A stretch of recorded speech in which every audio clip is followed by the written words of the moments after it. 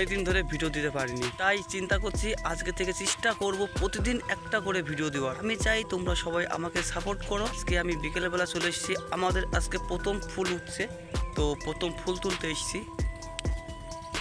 এই ফুলগুলো তোলার মতো হয়ে গেছে, আর কিছু ফুল এখনও তোলার মতন হয়নি, যেগুলো কুড়ি আছে এখনও।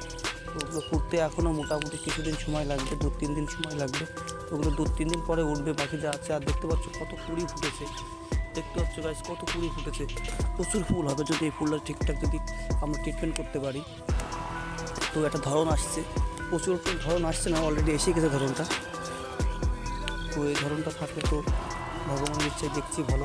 তো চাষির কিছু থাকে না, সবাই জানে যারা আমরা চাষ করি।